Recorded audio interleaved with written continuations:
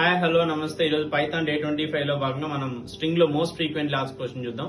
Even 6 years experience అయినా నేను recent గా హెచ్ఎస్బిసికి ఇచ్చినప్పుడు ఈ క్వశ్చన్ ఫేస్ చేశాను.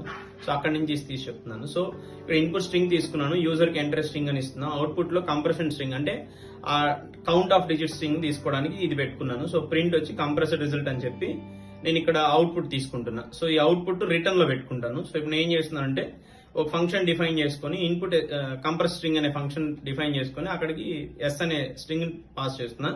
ఇఫ్ నాట్ ఎస్ అంటే అక్కడ ఒకవేళ మనం నల్ గాని ఇస్తే, నల్ స్ట్రింగ్ ఇస్తే అది రిటర్న్ అయిపోద్ది. నేను రిజల్ట్ అని ఒక ఎంటీ స్ట్రింగ్ తీసుకుంటున్నా, కౌంట్ ఈజ్ ఈక్వల్ టు 1 తీసుకుంటున్నా. ఎప్పుడైనా నాకు మ్యాచ్ ఫౌండ్ అయినప్పుడు కౌంట్ పెరగడానికి. సో నాకు అవుట్పుట్ ఎలా కావాలి? ఏ 3 times ఇప్పుడైతే ఏ3, బి 2 times, సి 1 times కావాలి. ఇప్పుడు నేను ఏం చేశానంటే S of I is equal to 1 తీసుకున్నా. చూడండి, S of 1 is equal to A అయ్యి S of 0 is equal to A అయింది అనుకోండి, కౌంట్ ఇంక్రీజ్ అవుతుంది.